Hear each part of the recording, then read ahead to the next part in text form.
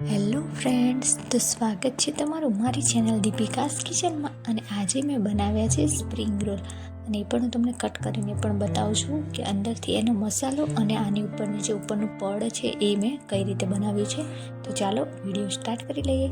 તો એના માટે સૌથી પહેલાં એક કાથરોટની અંદર મેં મેંદો લીધો છે 1 વાટકી જેટલો. એની અંદર આપણે સ્વાદ પ્રમાણે મીઠું અને 2 ચમચી જેટલું મોણ માટેનું તેલ એડ કરી લઈશું. તો હવે આ મોણ આપણું એડ થઈ ગયું છે અને એને આવી રીતે સરસ પહેલાં તો આપણે તેલ સાથે લોટને મસળી લેવાનો છે. ત્યારબાદ એની અંદર થોડું પાણી એડ કરીને આપણે કણક બાંધવાની છે, એટલે કે લોટ બાંધી લેવાનો છે.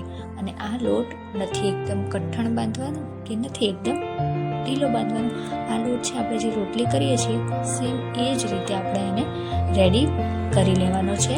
તો જેમ જેમ પાણી જોઈએ એ રીતે જ આપણે પાણી એડ કરતાં જઈને આપણે લોટ બાંધી લઈશું. તમે જોઈ શકો છો કે લોટ બંધાઈને રેડી થઈ ગયો છે અને એકદમ આપણે જે રોટલીનો લોટ બાંધીએ છીએ એ રીતે જ બંધાયો છે. અને આની અંદર મેં અડધી ચમચી જેટલું તેલ એડ કરીને આવી રીતે મસળી અને એને હવે ઢાંકીને આપણે રહેવા દઈશું. અને જ્યાં સુધી લોટનો રેસ્ટ આપે છે ત્યાં સુધી હું તમને જે સ્પ્રિંગ રોલ માટેના શાકભાજી છે એ કહી દઉં છું. તો મેં અહીંયા કોબીજ, ગાજર, કેપ્સિકમ, ડુંગળી અને આદુ, મરચાં અને લસણની કટકી કરી લીધી છે. તો સૌથી પહેલાં તો પેનની અંદર થોડું તેલ એડ કરીશું. ત્યારબાદ આપણે તેલ ગરમ થઈ જાય એ પછી આપણે એની અંદર સમારેલું ઝીણું લસણ, આદુ અને મરચાં એડ કરી દઈશું. તો આને સરસ રીતે પહેલાં તો આપણે સાંતળી લેવાનું છે કે જેથી એની કચાશ ન રહી જાય.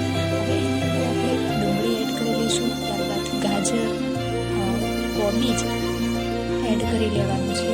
ત્યારબાદ આ બધા જે શાકભાજી છે એને આપણે પહેલાં તો સરસ રીતે મિક્સ કરી લઈશું તેલ સાથે, જેથી થોડા સોફ્ટ થઈ જાય. કારણ કે જે આપણે શાકભાજી લીધા છે એ થોડા આપણે કાચા જ લીધા છે, એટલે આપણે એને થોડા સોફ્ટ કરવાના છે. તો હવે આપણે એની અંદર મીઠું એડ કરી દીધું છે.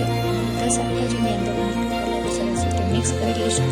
અને મીઠાના લીધે શું છે કે કોઈ પણ શાકભાજીની અંદર પહેલાં મીઠું એડ કરો એના લીધે શાકભાજી પણ થોડું મસ્ત પડી જાય છે અને સરસ રીતે ચડી પણ જાય છે.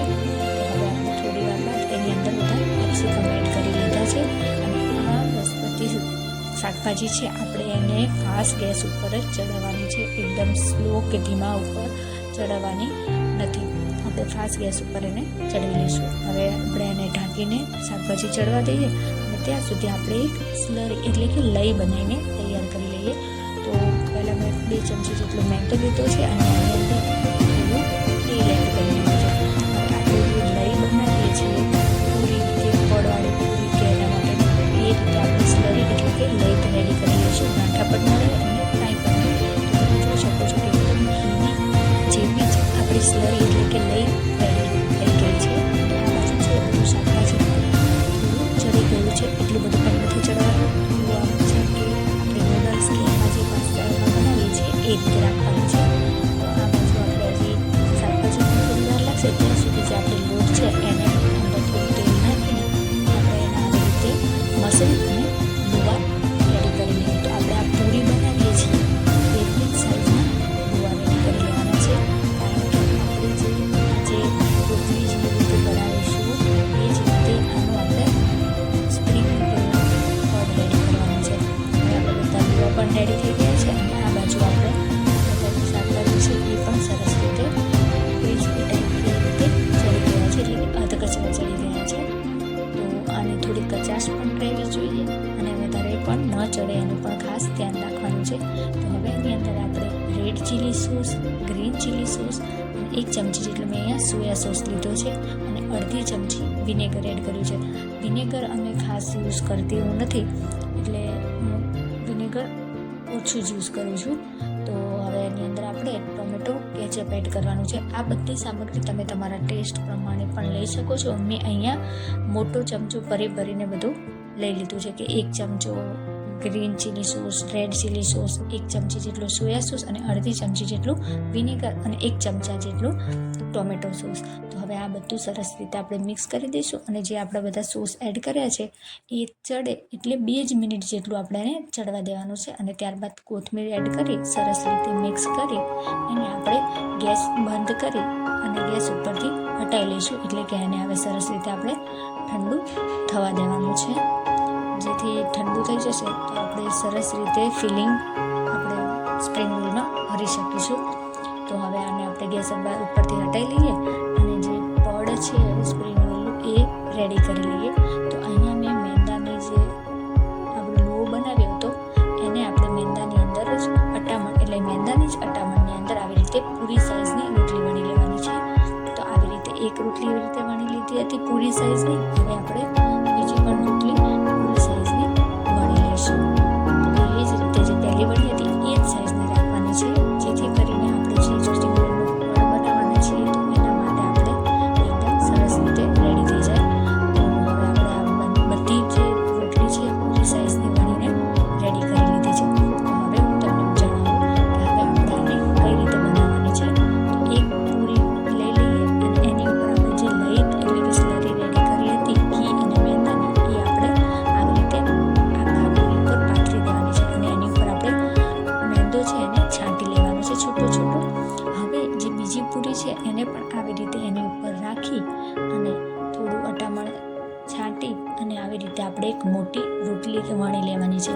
હવે જણાવ્યું કે રોટલી છે એને લો કેમ નાનો સાઇઝ અને કેમ આપણે નાની પૂરી જેવડી જ રોટલી વણવાની છે, કારણ કે બે ભેગી થશે એટલે એ તો એકદમ સરસ પાતળી પણ થતી જશે અને એકદમ મોટી પણ રોટલી વણાઈને રેડી થઈ જશે. હવે આપણે આ પડવાળી રોટલી બનાવીએ છીએ બસ એ જ રીતે બનાવવાની છે, પરંતુ પડવાળી રોટલીમાં આપણે શું કરીએ છીએ કે ઘી લગાવીએ છીએ અને થોડી ચડવા દઈએ છીએ, પરંતુ આને આપણે કાચી પાકી જ ચડવા દેવાની છે. આમાં દાજ વધારે પડવા દેવાના નથી. તો પહેલાં ગરમ તવા ઉપર આપણે નાખી અને બંને બાજુ પલટી મારી લઈશું અને આવી રીતે કપડાની મદદથી સહેજ દબાવીને બંને સાઈડ આવી રીતે દાજો પડે એ જ રીતે પડવા દેવાની છે, વધારે ચડવાની નથી.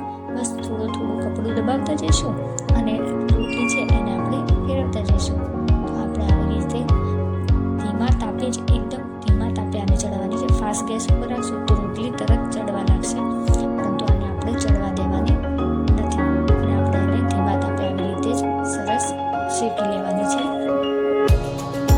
તો હવે આપણી આ રોટલી છે એ બંને બાજુથી આવી રીતે કાચી પાકી શેકાઈને રેડી થઈ ગઈ છે અને થોડી વાર માટે ઠંડી થવા દેજો. મેં અહીંયા ગરમા ગરમમાં જ થોડું મારે મોડું થતું હતું એટલે મેં ગરમા ગરમમાં જ આવી રીતે પણ અલગ કરી લીધા છે. તમે ઠંડી કરીને પણ કરશો તો પણ તમારા સહેલાઈથી પણ જે છૂટા પડી જ જશે. આવી રીતે જો તમે જોઈ શકો છો કેટલી સહેલાઈથી પણ છૂટા એકદમ પડી ગયા છે. અને હવે આ રોટલી છે એને આપણે ઢાંકણમાં એટલે કે આપણે જે ઝાકર રોટી ગરમ હોય એ ઢાંકણા એની અંદર રાખવાનું છે. તો મેં અહીંયા આવી રીતે નેપકિન છે એની અંદર મેં મૂકી દીધી છે બધી રોટલી અને આવી જ રીતે બધી રોટલી છે એ આવી રીતે ડબલ કરીને પડવાળી રોટલીની જેમ કાચી પાકી શેકી અને આવી રીતે પડ અલગ કરીને બધી રોટલી છે આવી રીતે રેડી કરી દીધી છે. અને એક વાર મૂકતા જઈએ એની અંદર આપણે કપડાની અંદર જ મૂકતા જવાનું છે. તો આપણી આ બધી રોટલી છે એ બધી જ પડવાળી રોટલીની જેમ એના પડ આપણા રેડી થઈ ગયા છે. સ્પ્રિંગ રોલની શીટ જે આપણે શીટ કહીએ છીએ સ્પ્રિંગ રોલની એ શીટ આપણી બધી રેડી થઈ ગઈ છે. તો હવે આને આપણે એક બાજુ મૂકી દઈએ અને હવે જે આપણો સ્પ્રિંગ રોલનો માવો એટલે કે મસાલો છે એ પણ રેડી છે. તો હવે એક કરીને આપણે રોટલી લેવાની છે, એક લઈશું અને બીજી બધી પાછી આપણે ઢાંકીને રહેવા દઈશું. તો હવે આ રીતે જે રીતે હું આ સ્પ્રિંગ રોલ રેડી કરું છું તમારે બસ એ જ રીતે રેડી કરી લેવાના છે. રોટલીની ઉપર આપણે જે સ્પ્રિંગ રોલનો મસાલો છે એ મૂકવાનો છે, આજુબાજુ લઈ એટલે કે સ્લરી લગાવી અને આવી જ રીતે ધીરે ધીરે કરીને એને ફોલ્ડ કરતું જવાનું છે. મસાલો છે એ જોઈ લેવું કે માપે લેવાનો છે, વધારે પડતો લેવાનો નથી અને નથી થોડો ઓછો કરવાનો. જો તમે આવી રીતે વાળતા જશો એટલે તમને ઓટોમેટિક આઈડિયા આવી જ જશે કે આપણે કેટલો મસાલો લેવો છે અને કેટલી આપણે રોટલી છે એને આવી રીતે વાળી લેવાની છે. અને છેક લાસ્ટ સુધી લઈ જાય અને આ જે લઈ છે એટલે સ્લરી છે એને આવી રીતે આપણે કરીને પછી આખું આપણું સ્પ્રિંગ રોલ છે એને આપણે પેક કરી દેવાનો છે. તો આપણું આ એક સ્પ્રિંગ રોલ રેડી થઈ ગયો છે. તો હવે આવી રીતે હું બીજા પણ સ્પ્રિંગ રોલ છે એને રેડી કરી લઈશ. આ થોડું ફાસ્ટ ફોર્વર્ડમાં હું બતાવું છું બીજો સ્પ્રિંગ રોલ. તો એમાં પણ આવી રીતે વચ્ચે બધો જે કોબીજ અને એનું જે આપણે શાક છે નોર્મલી ભાષામાં આપણે શાક કહીએ તો એ મેં એડ કરી દીધું છે અને આજુબાજુમાં આવી રીતે મેંદાની સ્લરી એટલે કે લઈને આવી રીતે અને જે છેડાનો ભાગ છે એને ખુલે નહીં એટલા માટે છેડાના ભાગે પણ આપણે આવી રીતે સ્લરી લગાવી દેવાની છે. તો આપણા સ્પ્રિંગ રોલ બંને રેડી છે. આવી રીતે મેં બધા સ્પ્રિંગ રોલ છે એ તૈયાર કરીને રાખી દીધા છે. હવે આને તમે તરત તળી પણ શકો છો અને ન તળવું હોય તો તમે એને કોઈ પણ એરટાઈટ ડબ્બામાં ભરીને ફ્રીઝમાં રાખી શકો છો થોડા દિવસ માટે. તો અહીંયા મેં ગરમા ગરમ તેલમાં બધા સ્પ્રિંગ રોલ છે એ એક એક કરીને એડ કરી લીધા છે અને આને આપણે થોડી વાર માટે એવી જ રીતે થવા દઈશું. જેમ સ્પ્રિંગ રોલ છે એ ઉપર આવતા જશે પછી આપણે ચમચાથી કે ઝારાની મદદથી આપણે એને આવી રીતે તળી લેવાના છે કે જ્યાં સુધી ઉપરનું પડ છે એ ગોલ્ડન બ્રાઉન ન થાય ત્યાં સુધી. તમારે વધારે ક્વોન્ટિટીમાં સ્પ્રિંગ રોલ બનાવો તો તમે આને ફ્રોઝન પણ કરી શકો છો. એરટાઈટ ડબ્બામાં કે એરટાઈટ આપણે પ્લાસ્ટિકની પોલિથીન મળે છે એમાં પણ તમે રાખી અને બીજા દિવસે પણ એને તળી શકો છો અથવા 3-4 દિવસ માટે એને ફ્રીજમાં રાખી શકો છો.